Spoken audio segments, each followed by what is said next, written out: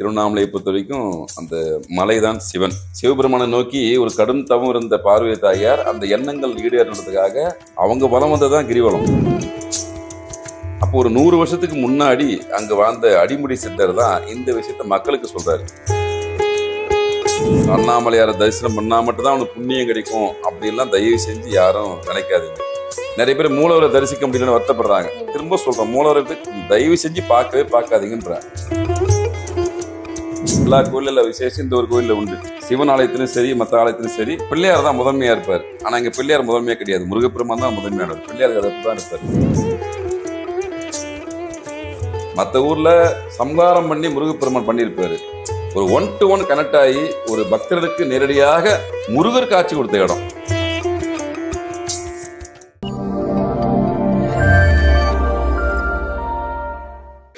பக்தி நேயர்களுக்கு வணக்கம். சோ இன்னைக்கு நம்ம கூட திருவண்ணாமலை அருணாச்சலேஸ்வரர் சுவாமிகளை பத்தியும் அந்த கோவிலை பத்தியும் அங்கு வாழ்ந்த சித்தர்களை பத்தியும் நம்ம கூட ஷேர் பண்ணிக்கிறதுக்காக பாலர சுவாமிகள் ஐயா இருக்காங்க. வணக்கம் சார். வணக்கம். எப்படி இருக்கீங்க? நல்லா இருக்கேன். Okay sir. இப்போ ஆயிரக்கணக்கான மக்கள் வழிபடக்கூடிய ஒரு ஸ்தலம் அப்படின்னா திருவண்ணாமலை அருணாச்சலேஸ்வரர் ஸ்தலம் அப்படின்னு சொல்லலாம். சோ அந்த கோவிலுடைய வரலாறு பத்தி கொஞ்சம் சுருக்கமா அப்படியே எங்களுக்கு இல்லம்மா, இது எல்லாருக்கும் தெரிஞ்ச விஷயம் தான். சித்தர்கள் விளையாடக்கூடிய பூமி திருவண்ணாமலை. அண்ணாமலையார் மோட்சத்தை அறிக்கக்கூடிய தெய்வம், நினைத்தாலே முக்தி தரும் ஸ்தலம். அதை நோக்கி தான் நிறைய மக்கள் பயணம் பண்ணுறாங்க. இதில் வரலாறுன்னு பெருசாக சொல்ல வேண்டிய விஷயம் இல்லை, எல்லா மக்களுக்கும் தெரிஞ்ச விஷயம்தான். அண்ணாமலையாரை பற்றி தெரியறது நம்ம சொல்லக்கூடிய தகுதியெல்லாம் அந்தளவுக்கு நமக்கு இல்லை. உண்மையிலே அந்தளவுக்கு மிக ஒரு பெருமை வாய்ந்த ஒரு புண்ணிய கோயில் தான் அண்ணாமலையார், அண்ணாமலை தாயார். மோட்சம் வேண்டும் ஒவ்வொருத்தருக்கும். இந்த பிறவா நிலையிலேருந்து நம்ம அடுத்த கட்டமாக போகணும், மோட்ச நிலைக்கு போகணும் விருப்பப்படுறவங்களுக்கு எல்லாருக்குமே கொடுக்கக்கூடிய தெய்வமாக சிவன் அங்கே இருக்கார். அது ஒரு காலத்தில் தங்கமலையாக இருந்தது, அப்புறம் காந்தமலையாக மாறி இன்னைக்கு அங்கே சிவபெருமான் மலையாகவே இருக்கார். திருவண்ணாமலையை பொறுத்த வரைக்கும் அந்த மலைதான் சிவன், அதான் கான்செப்ட். அப்போது அதை நோக்கி ஞானிகளும் முனிவர்களும் தவம் கிடக்குறாங்க, எனக்கு மோட்ச நிலை வேண்டும் அப்படின்னு. அதனால் இன்னைக்கு வரைக்கும் சித்தர்கள் அங்கே அரூபமாக வாழக்கூடிய பூமின்னு நம்ம திருவண்ணாமலை சொல்றது காரணம் அதுதான். எல்லாத்தையும் தாண்டி இந்த உலக மக்களுடைய நலக்காகவே பல சித்தர்களும் மகான்களும் இன்றவும் அபூர்வமாக தவம் இருக்கிறாங்க. அந்த மாதிரி ஒரு பூமி தான் அந்த பூமி. அப்போ அந்த பூமி நம்ம போகும்போது நம்மளுக்கு ஒரு சில நல்ல வைப்ரேஷன் வருமா அப்படின்னா நிச்சயமாக வரும். ஏன்னா அங்கே அந்த கிரிவலத்தை தொடங்கி வச்சதே பார்வதி தாயார் தான். அந்த கிரிவலத்தை பத்தி தான் ஆக்சுவலி நான் பேசணும் வந்தேன். அந்த கிரிவலம் எதுக்காக செய்யப்படுது சார்? நம்முடைய வேண்டுதல் பிரார்த்தனைக்காக தான். அது பார்வதி தாயார் அந்த கிரிவலத்தை இறைவனுக்காக பண்ணாங்க. சிவபெருமானை நோக்கி ஒரு கடும் தவம் இருந்த பார்வதி தாயார் அந்த எண்ணங்கள் ஈடேறதுக்காக அவங்க வலம் வந்ததான் கிரிவலம். அதுக்கப்புறம் அங்க அடிமுடி சித்தர் ஒரு சித்தர் இருந்தார். அவர் பேரு, சித்தர்களுக்கு மகான்களுக்கு பேரெல்லாம் கிடையாது, காரண பேர் தான் உண்டு. அந்த ஊர்ல இருந்தானா ஊர் பேர் சேர்த்துக்குவாங்க, உண்மையான பேர் யாருக்குமே தெரியறதுக்கு வாய்ப்பு இல்லை. அப்போ ஒரு 100 வருஷத்துக்கு முன்னாடி அங்க வாழ்ந்த அடிமுடி சித்தர் தான் இந்த விஷயத்த மக்களுக்கு சொல்றாரு. பார்வதி தாயார் சிவபெருமானை நோக்கி இந்த மாதிரி கிரிவலம் வந்திருக்காங்க, அப்போ கிரிவலம் வரும்போது நன்மை கிடைக்கும், உங்க வேண்டுதல் நிறைவேறதுக்கு வாய்ப்புகள் உண்டு, அண்ணாமலை இப்படிதான் தரிசிக்கணும் அப்படின்னு சொல்லிட்டு அங்கிருந்து வாழ்ந்த அடிமுடி சித்தர் தான் இந்த விஷயத்த தொடங்கியிருக்காரு. இன்னைக்கும் அவருடைய ஜீவ சமாதி அங்க இருக்கு, கிரிவல பாதையிலேயே அடிமுடி சித்தர் உண்டு. அப்போ அவர் தொடங்கி வச்ச விஷயம் தான் இந்த விஷயம். அப்போ கேட்ட வரத்தை தரக்கூடிய ஒரு முக்கியமான தெய்வமாக அண்ணாமலை இருக்கார். ஆனா என்ன விஷயம்னா, அண்ணாமலையார்கிட்ட பொதுவா எனக்கு பொன் வேணும், பொருள் வேணும் அப்படின்று கேட்கறத தாண்டி அந்த பிறவா நிலை வேண்டும், துன்பமில்லாத ஒரு ஒரு மரணம் எனக்கு வேண்டும் கேட்கறதா புத்திசாலித்தனம். ஏன்னா அண்ணாமலையார் அங்கு மோட்சத்தை தரக்கூடிய பகவானா இருக்கார். பிரதானமான விஷயம் எல்லாத்தையும் தாண்டி ஒரு ஆத்ம திருப்தி வேணும் அப்படின்னு நினைக்கிறவங்க அண்ணாமலையாரை இந்த விஷயமாக வேண்டிக் கொள்ளலாம். எல்லாருக்கும் பிரச்சனைகள் உண்டு, எனக்கு எந்த பிரச்சனையை தவிர்த்தணும் அந்த பிரச்சனையை தவிர்க்கணும்னு கேட்ட காலங்களும் உண்டு. அதை தாண்டி நம்ம மக்களுக்கு சொல்லக்கூடிய விஷயம் என்னன்னா, நீங்க அண்ணாமலையிட்ட எதையுமே தயவுசெய்து கேட்காதீங்க. பொதுவாகவே இதை கேட்க தேவையில்லை, இறைவனுக்கு எல்லா விஷயம் தெரியும். வேண்டுதல் அவர்கிட்ட வைக்க வேண்டிய அவசியம் இல்லை, உங்களை பத்தி எல்லாருக்குமே தெரியும், அவருக்கு தெரியாமலாம் ஒன்றும் இல்லை. ஆனா அந்த பிறவா நிலையை நோக்கி ஒரு எண்ணங்கள் உங்களுக்கு உண்மையிலே இருந்துச்சுன்னா அந்த நிலைக்காக நீங்க திருவண்ணாமலை வரலாம். போதைங்க, அந்த பிறவி இதோட முடிச்சிடுங்க, அடுத்து உங்களோட நான் ஒளியா கலந்துடணும் அப்படின்னு நினைக்கக்கூடிய மக்கள் யாராக இருந்தாலும், ஆணா இருந்தாலும் சரி, பெண்ணாக இருந்தாலும் சரி, யாராக இருந்தாலும் அண்ணாமலை வேண்டிய உண்மையிலே உங்களோட நான் கலந்துடணும். அதுக்கான ஒரு வாய்ப்பை இந்த பிறலையாவது கொடுங்க, இல்லை அடுத்த பிறலையாவது கொடுங்க, ஏதோ ஒரு பிறவில உங்களோட சேர்ந்து பயணிக்கக்கூடிய, உங்களோட ஐக்கியமாகக்கூடிய ஒரு வாய்ப்புகளை கொடுங்க அப்படின்னு கேட்கக்கூடிய ஒரு ஸ்தலம் தான் அண்ணாமலையார். அடிக்கொரு லிங்கம் அண்ணாமலையார்னு சொல்லுவாங்க. அந்த அளவுக்கு ஒரு மிக மிக மிக மிக புனிதமான ஒரு பூமி. நினைத்தாலே முக்தின்றான். நீங்க அந்த திருவண்ணாமலையை அண்ணாமலை நினைச்சாவே முக்தின்றான். அப்ப அந்த அங்க ஊர்ல அண்ணாமலையார் எங்க இருக்காரு? மலையாக அமர்ந்திருக்கிறார். மற்ற கோயில்ல மற்ற ஊர்ல நீங்க சிவலிங்கத்தை வழிபடுவீங்க. லிங்க ரூபத்தை போய் இப்ப நம்ம அர்ச்சனை பண்ணுவோம், அபிஷேகம் பண்ணுவோம். இங்க கோயில் பெரிய கோயில் இருந்தாலும் கூட திருவண்ணாமலையை பொறுத்த வரைக்கும் மலைதான் சிவன். நம்ம திரும்ப திரும்ப நம்ம பதிவு பண்றதுல எல்லா சித்தர்களும் ஞானிகளும் சொன்ன விஷயம் அதுதான். நீங்க அங்க போய் கோயில்ல போயிட்டு அண்ணாமலையாரை தரிசனம் பண்ணா மட்டும்தான் அவனுக்கு புண்ணியம் கிடைக்கும் அப்படிலாம் தயவு செஞ்சு யாரும் நினைக்காதீங்க. ஏன்னா நாளுக்கு நாள் கூட்டம் பெருகி போச்சு. திருவண்ணாமலையில கட்டுக்கடங்காத கூட்டம் இருக்கு. அனைத்து மாநில மக்களும் போகக்கூடிய ஸ்தலமா மாறி போச்சு. தப்பு இல்லை, இருக்கட்டும். ஆனா அதே நேரத்துல நிறைய பேர் மூலவரை தரிசிக்க முடியலன்னு வருத்தப்படுறாங்க. திரும்ப சொல்றேன், மூலவரை தயவு செஞ்சு பார்க்கவே பார்க்காதீங்கன்ற. அங்க சிவன் மலையா தான் நிக்கிறாரு. மலையை பார்த்தாலே உங்களுக்கு புண்ணியம் கிடைக்கும். முதல்ல நினைத்தாவே புக்தின்ட்டான், நினைச்சாவே போதுன்றான். அதுக்கப்புறம் நீங்க அந்த ஊருக்கு வரீங்க, தயவு செஞ்சு பல மணி நேரம் காத்திருந்து தரிசிக்க வேண்டிய சூழலை ஏற்படுத்திக்காதீங்க. அது ஒரு அவசியமற்ற செயல். அப்படி போய் பார்த்தாதான் உங்களுக்கு சிவன் அருள் கொடுப்பான்னு ஒரு மண்ணாங்கட்டியும் கிடையாது. உங்களை வருத்திக்க தயவு செஞ்சு சேரும். இறைவனை தரிசித்து வருத்திக்க வேண்டிய அவசியமே இல்லை. நிறைய பேர் வருத்தப்பட்டு போறாங்க. ஐயா 5 மணி நேரம் ஆகுது, 8 மணி நேரம் ஆகுது, நாங்க எப்படி பார்க்காம போறது? தயவுசெய்து பார்க்காதீங்க தான் சொல்ல வரும். அவரை பார்க்க வேண்டிய அவசியம் இல்லை, பார்க்காதீங்க. மலையை பாருங்க போதும். சிவன் அங்க மலையா தான் உட்காந்துருக்காரு. வாய்ப்பு இருக்கிறவங்க நின்று தரிசனம் பண்ணிட்டு போங்க. வாய்ப்பு இல்லையே வேதனைப்படாதீங்க.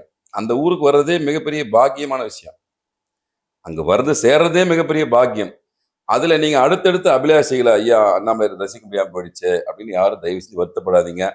மணிக்கணக்கில் நீங்க நின்று வருத்திக்காதீங்க. நான் மக்களுக்கு சொல்ல விஷயம்தான். தயவு செஞ்சு அந்த மாதிரி பண்ணாதீங்க. அண்ணாமலையாரை நினைச்சாலும் முக்தி தல ஸ்தலம். அந்த ஊருக்கு வாங்க, அண்ணாமலையார் வேண்டுங்க, மலையை பாருங்க, சிவனேன்னு வேண்டுங்க, அமைதியா கிரிவலம் வாங்க. உங்களுடைய எண்ணங்கள் அபிலாஷம் எல்லாத்தையும் அவர்கிட்ட முன்வைங்க.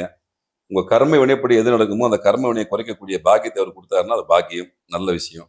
இந்த பிரிவிலோட அடுத்த பிரிவிலையாவது அந்த மோட்சத்தை கொடுக்கறதுக்கான விஷயத்தை கொடுத்தாலும் கொடுக்கட்டும். எதுவாக இருந்தாலும் அவர் மேல ஒரு பாரத்தை போட்டுட்டு நீங்க பாட்டிக்கு போயினே இருக்கணும்.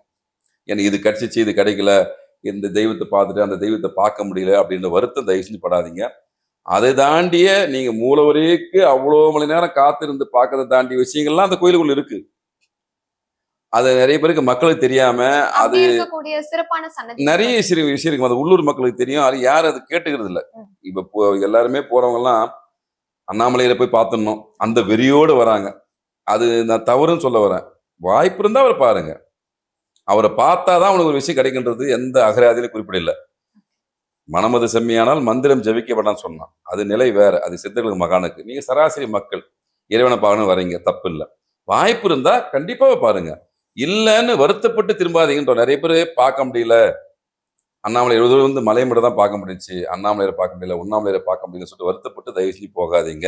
ஏன்னா இன்னைக்கு கூட்டங்கள் கட்டுக்கடங்காம போயிடுச்சு. இதுல யாரையுமே நம்ம குறை சொல்ல முடியாது. மக்களுடைய இப்ப கூட்டங்கள் அதிகமாக தானே ஒரு விஷயம் புரிஞ்சுக்கணும். மக்களுக்கு அவ்வளவு பிரச்சனை தான் அர்த்தம். பிரச்சனை தான் தெய்வத்தை நோக்கி வருவான். பொதுவா பிரச்சனைங்க அதிகமாயிடுச்சுன்னு அர்த்தம். மக்களுக்கு துன்பங்கள் வேதனைகள் இங்க எல்லாமே அதிகமாயிடுச்சு. கோயில் எப்போ கூட்டம் கம்மியாகுதோ அப்போ மனுஷன் பிரச்சனை இல்லாம அர்த்தம்.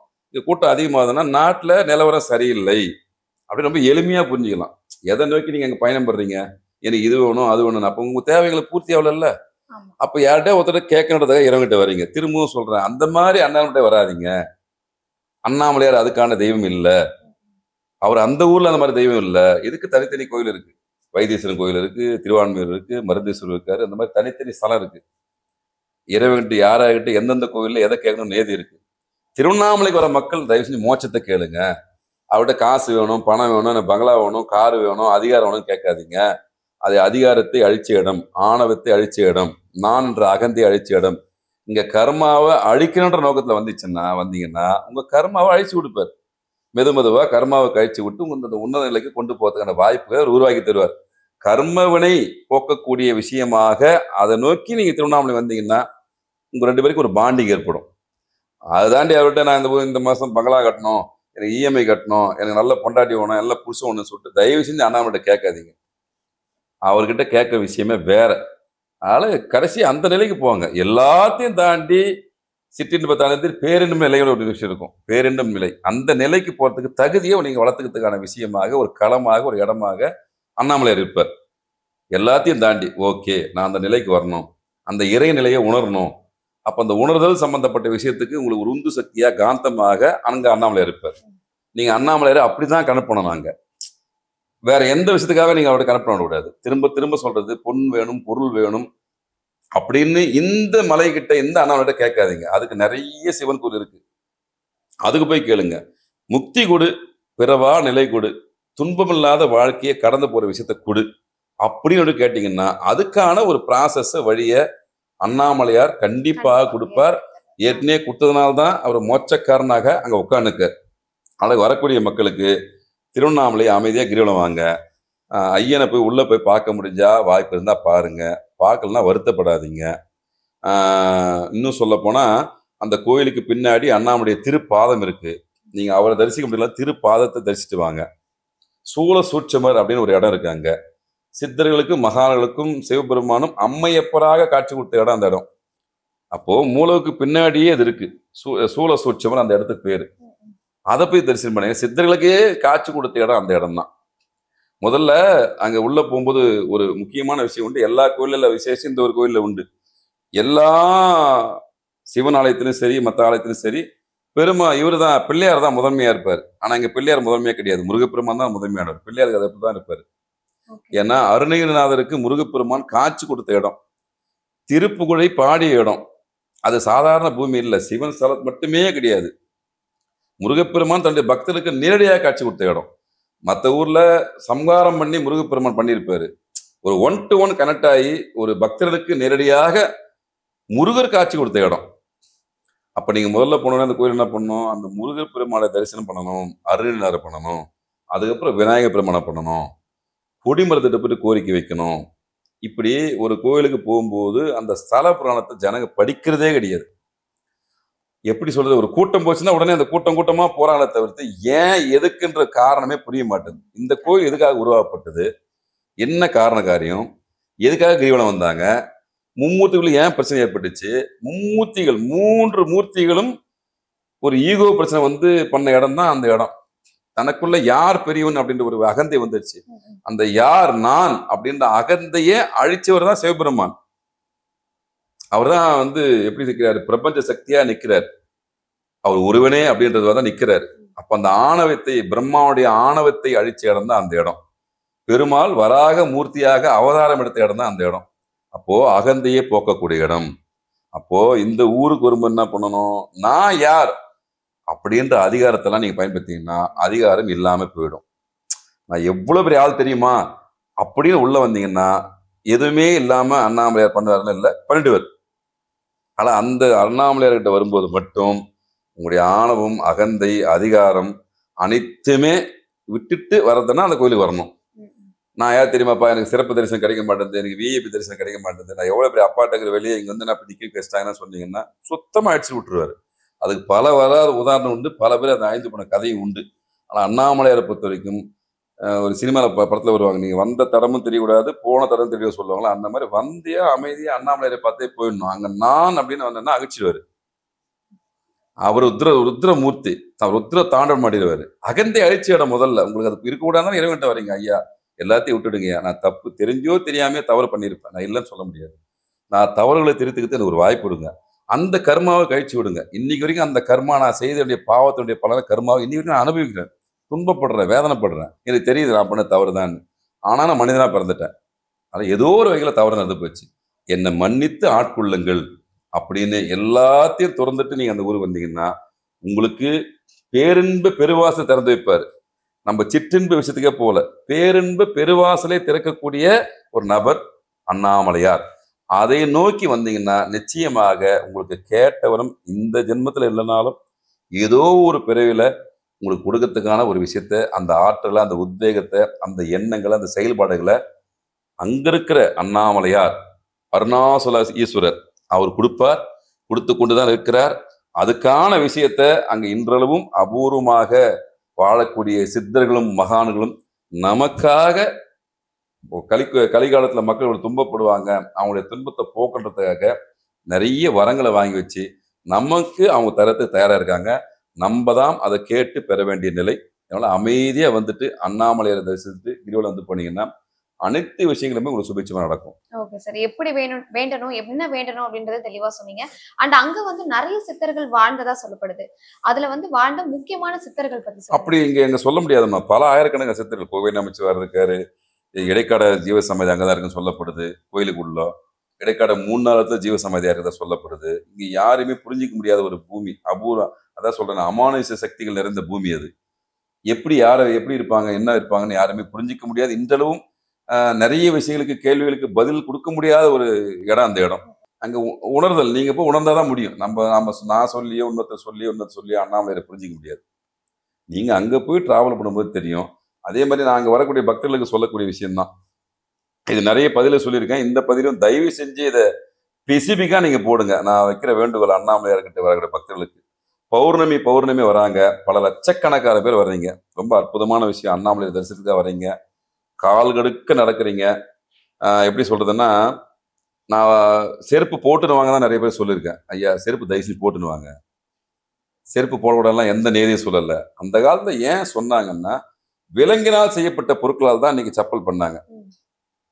அந்த பிரச்சனைக்காக தான் சிப்பாய் கழகமே உருவாச்சு. சிப்பாய் கழகம் உருவாதுக்கு காரணமே அந்த விலங்கினால் பயன்படுத்தப்பட்ட பொருட்களால் தான் சிப்பாய் கழகம் உருவாச்சு. அப்போ அந்த பொருளை அண்ணாமலையார்கிட்ட எப்படி நம்ம செருப்பு போட்டுன்னு போக முடியாததால அந்த காலத்துல செருப்பு வேணாம்னு சொன்னாங்க. பட் இன்னைக்கு பிளாஸ்டிக் பல வடிவத்துல வந்துச்சு, விலங்கு பொருள் கிடையாது. அதனால தயவு செஞ்சு அங்க வர மக்கள், நீங்க செருப்பு தாராளமா போட்டு கிரிவலம் வரலாம், தவறு கிடையாது. அப்படி உங்களுக்கு மனசு ஊத்துச்சுன்னா சாக்ஸ் போட்டுன்னு வாங்க. எல்லாத்தையும் தாண்டி பௌர்ணமிக்கு வரக்கூடிய மக்கள் பிளாஸ்டிக்கை தவிர்க்கணும். மறுநாள் அது ஒரு பெரிய குப்பை கிடங்கா மாறி போகுது. திருவண்ணாமலை குப்பை கிடங்காவே 100% மாறி போகுது. நான் வரக்கூடிய பக்தர்களுக்கு சொல்லக்கூடிய விஷயம், பௌர்ணமிக்கு ஒரு நாள் வரீங்க, கடந்து போயிடாதீங்க. ஒரு நாள் தங்கி திரும்பவும் அந்த கிரிவல பாதையை பாருங்க. நீங்கள் செய்த தவறுகள் உங்களுக்கு கண்டிப்பா தெரியும். அது ஒரு புனிதமான பூமி, உன்னதமான பூமி. எவ்வளவு கட்டுப்பாடு, மற்ற இடத்துல இருக்கிற மாதிரியே இங்க அனுப்பிச்சு வராதிங்க.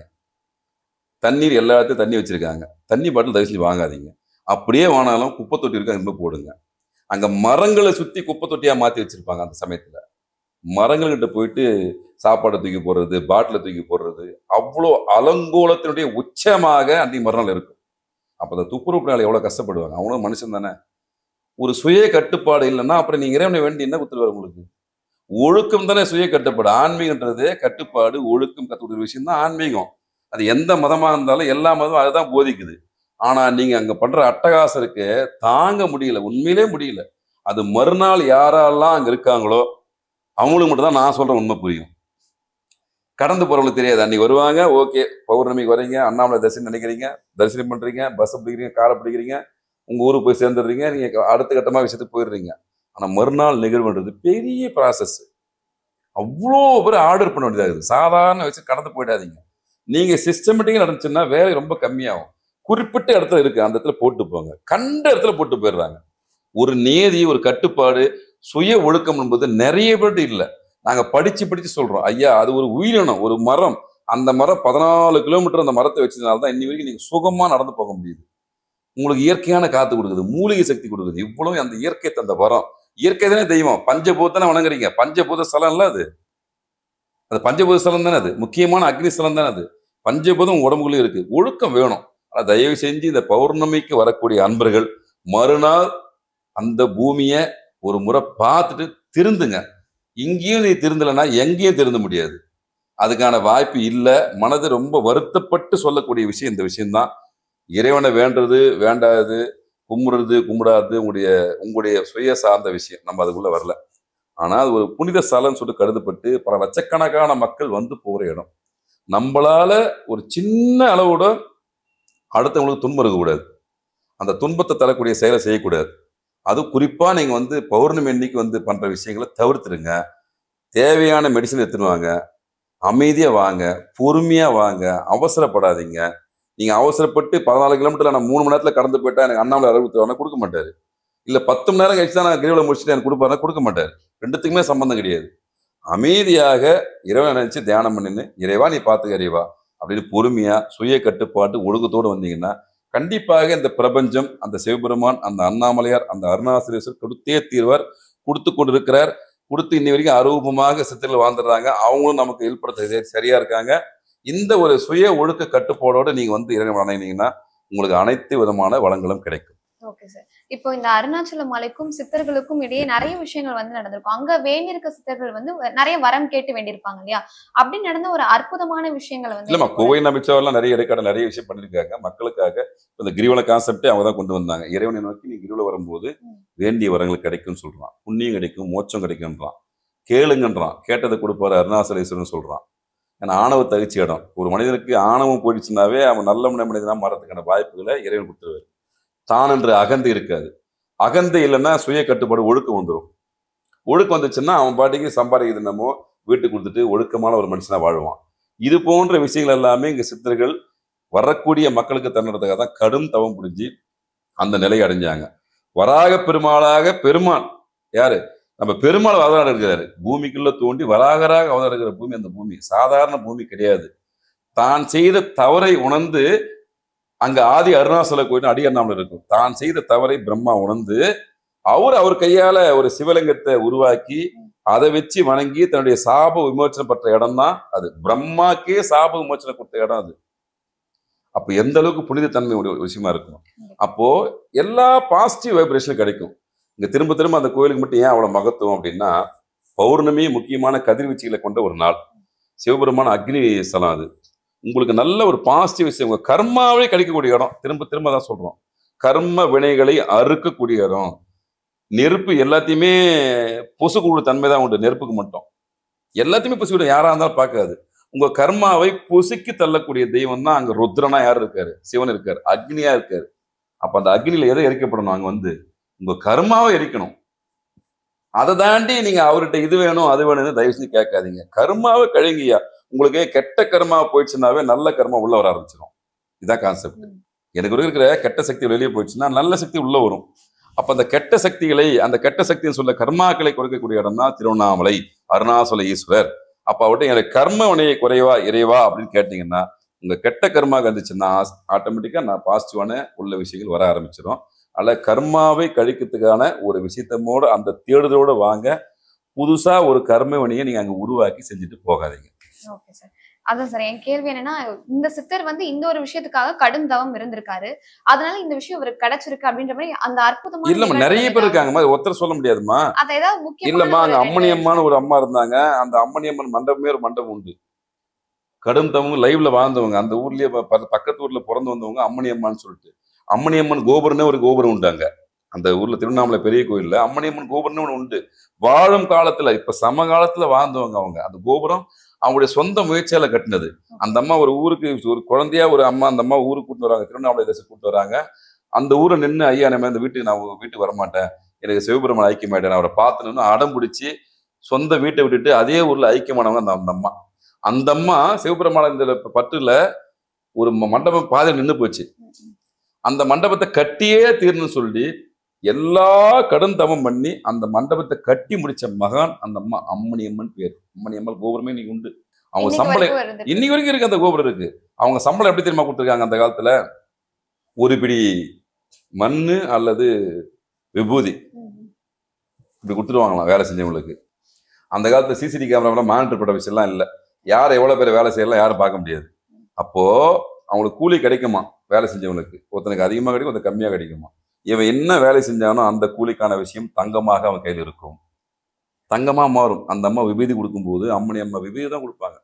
கூலி சாயங்காலம் பில்டிங் கட்டி முடிச்சாச்சா பாப்பா அப்படின்னு விபூதி கொடுப்பாங்க. விபூதி தங்கமாக மாறும். நீங்க செஞ்ச வேலைக்கான கூலிக்கு அன்னைக்கு கொடுத்துருவாங்க. அப்போ அந்த விபூதியே தங்கமாக்கக்கூடிய சக்தி யார் கொடுத்தா? அண்ணாமலையார் கொடுத்தாரு. அவ்வளோ பரிபூர்ணமா சமீப காலத்துல வாழ்ந்து இன்றளவும் அருவமா இருக்கக்கூடிய அம்மா தான் அம்மணி அம்மா. ஆனா அந்த கோபுரத்துக்கு பேரு அம்மணி அம்மான் கோபுரம் தான் இன்னைக்கு வரைக்கும் உண்டு. புகை நமச்சிவாரர் உண்டு, இடைக்காடர் உண்டு, பல சித்தர்கள் இன்னும் நிறைய பேர் இன்டீரியலா இருக்காங்க. யாருக்கு தெரியாது. அவங்க தன்னை வெளிப்படுத்துறதுக்காக யாரும் வரலம்மா, தன்னை இறைவனோட கழகத்துக்காக வராங்க. அதே நேரத்துல இந்த கலிகாலத்துல ஏற்படுகிற துன்பங்களை குறைக்கிறதுக்கு இறைவா, கலிகாலம் இப்படிதான் இருக்கு, நீங்க தான் உருவாக்கி வச்சிருக்கிற, இருந்தாலும் மக்களோட கஷ்டப்படுறாங்க, கொஞ்சம் துன்பத்தை குறைக்கிறதுக்கு ஏதாவது ஹெல்ப் பண்ணுங்கன்னு நமக்காக வேண்டக்கூடியவர்கள் தான் அங்க இருக்கிற சித்தர்களும் முனிவர்களும். ஆனா ஒவ்வொரு சித்தரும் அந்த ஊரை தெரிஞ்சுங்க. அந்த 14 கிலோமீட்டர்ல பல ஜீவ சமாதிகள் உண்டு. நின்று அமைதியா பொறுமையா கடந்து வாங்க. அதை படிங்க. யார் எந்தெந்த காலத்துல வாழ்ந்தாங்க, என்னென்ன விஷயத்த பண்ணாங்கன்னு எல்லாமே எழுதி போட்டிருக்கும். அவசர கோலத்துல அள்ளி தெளிச்ச கோலமா இருக்காதீங்க. பொறுமையா வாங்க. இன்னொன்னு பௌர்ணமி அன்னைக்கு தான் வந்து வணங்கணும்லாம் ஒண்ணும் கிடையாது. எந்த நாள்ல வேணா வாங்க. Okay sir. இப்போ வந்து நம்ம சித்தர்கள வந்து அவங்களுடைய தரிசனம் நமக்கு கிடைக்கும் பட்சத்துல நிறைய பலன் கிடைக்கும் அப்படின்னு சொல்லப்படுது இல்லையா? திரும்பவும் சொல்றேன், அவங்ககிட்ட பலனை எதிர்பார்க்க கூடாது. ஓகே. அவங்ககிட்ட காசு வேணும், பணம் கேட்க கூடாது. அவங்க மோட்சத்துக்காக மட்டுமே உட்கார்ந்துருக்காங்க. பல ஜீவ சமாதிகள் பல இடத்துல இருக்கு. அந்த ஊர்ல இருக்கிற சித்தர்கிட்ட போய் அதை கேளுங்க. இங்க இருக்கிறவங்க கேட்காதீங்க. திரும்ப திரும்ப அதான் சொல்றோம். இங்க அவங்க அதுக்காக உட்காரல. ஓகே. யாரா இருந்தாலும் பிறவா நிலை வேண்டும் இறைவா. Okay sir. இப்போ அந்த மலையில இருந்த சித்தர்களை தவிர்த்து பொதுவாவே இந்த ஒரு கருத்து இருக்கு. சித்தர்களுடைய தரிசனம் நமக்கு கிடைச்சதுன்னா நிறைய பலன் கிடைக்கும் அப்படின்றது. அப்படி சித்தர்களுடைய அருள் நமக்கு கிடைக்கணும்னா என்ன மாதிரியான வழிபாடுகள் வந்து வீட்டுல அமைதியா அந்த தியானம் பண்ண நம்ம தியானம் பண்ணணும். தியானத்தை தாண்டி வேற எதுவுமே கிடையாது. அவங்க பொண்ணுக்கோ பொருளுக்கோ அபிஷேகத்துக்கோ ஆராதனைக்கோ ஆசைப்படுற கேரக்டர் கிடையாது. ஆசையை திறந்துதான் அங்க போய் உட்காடுறாங்க. எதுவுமே வேணான்னு ஒரு மனுஷங்கிட்ட போய் நீங்க என்ன கேட்பீங்க? நீங்க எனக்கு உங்களுக்கு ஒண்ணா அந்த நிலை எனக்கு ஒண்ணா கொடுங்கன்னு தான் கேட்கணும். Okay sir. இப்ப இருக்க தலைமுறைக்கு வந்து சித்தர்களுடைய போதனைகள் வந்து எந்த அளவுக்கு பயன்படுது அப்படின்னு நினைக்கிறீங்க? போதனை இல்லம்மா, அவங்க எழுதி வச்சுதானம்மா இன்னைக்கு எல்லாமே. அவங்க இல்லாம எதுவுமே இல்லையம்மா. சித்தர்கள் இல்லாம நம்மளுக்கு நம்ம பூமியில எதுவுமே கிடையாது. எவ்வளவு வான்வெளி ஆராய்ச்சினாகட்டும், எந்த விஷயமாகட்டும், அவங்க சொல்லாத விஷயமே இல்ல. எந்த டாபிக்கையும் அவங்க விட்டு வைக்கல. அணுவுன்னு அதான் சொன்னான், அண்டத்தில் வந்து பிண்டத்தில் ஒன்றுன்னு சொல்லலாம். பிண்டம் அங்க இருக்குது இங்க இருக்குதுன்னு சொல்லிட்டான். அன்னைக்கே சொல்லிட்டான், செவ்வாய் கிரகம் சிகப்பாதான் இருக்குன்னு சொல்லிட்டு. இவனுக்கு புரிஞ்சுக்கிறதுக்கு ரொம்ப நாள் தேவைப்படும். அதுக்கு அந்த அறிவு வேற. நம்ம அதுக்குள்ளெல்லாம் யாரையும் எல்லாரையும் போய் நம்ம ஞானியாவெல்லாம் சொல்ல வரல. அதை விட்டுடுங்க. கேட்க வேண்டிய இடத்துல கேளுங்க. சித்தர்கள் எல்லாத்துலயுமே நிறைஞ்சவங்கம்மா. அவங்க வந்து அவங்களுக்கு இடம் பொருள் ஏவெல்லாம் கிடையாது. இது ஒரு ஆன்மா சம்பந்தப்பட்ட விஷயம். எல்லாத்தையும் கனெக்ட் பண்ற ஒரு கூடியது தான் சித்தர்கள். அப்போ அவங்க கடும் தவம் எதுக்கு பண்றாங்க? மக்களுக்கு நல்லது பண்றதுக்காக தான் பண்றாங்க. அதுதான் அந்த இடத்துலயே ஜீவ சமாதியாக மாறி எல்லா சிவன் கோயிலையும் ஒரு ஜீவ சமாதி உண்டு. ஒரு சித்தர் மறைஞ்சிருப்பாரு. அந்த சித்தர் தான் வாங்கக்கூடிய வரத்தை மக்களுக்கு தரத்துக்காக சுயநலம் இல்லாம உட்காந்துருக்காரு. அப்ப அவர்கிட்ட அவருக்கு எல்லா விஷயம் நம்மளை பத்தி தெரியும். ஆனா அவர்கிட்ட போய் கேட்டுதான் பண்ணணும் ஒண்ணும் இல்லை. மன அமைதி கிடைக்கணும். இறைவா எல்லாரும் நல்லா இருக்கணும் அப்படி வேணும்னா நம்மளுக்கு கேட்ட வரத்தை நீங்க கேட்காமையும் கொடுப்பாங்க. முதல்ல அங்க வர்றதே பெரிய புண்ணிய காரியம். அந்த வரக்கூடிய விஷயத்த நல்லபடியா பயன்படுத்திங்கன்னா உங்களுக்கு எல்லாமே நல்லதுக்கு நடக்குமா. Okay sir. நிறைய விஷயங்களை வந்து எங்க கூட ஷேர் பண்ணிக்கிட்டீங்க. திருவண்ணாமலை பத்தியும் சரி, அங்க வாழ்ந்த சித்தர்கள் பத்தியும் சரி, எங்களுக்கு தெரியாத விஷயங்களையும் எங்க கூட பகிர்ந்துக்கிறது ரொம்ப நன்றி சார். நன்றி.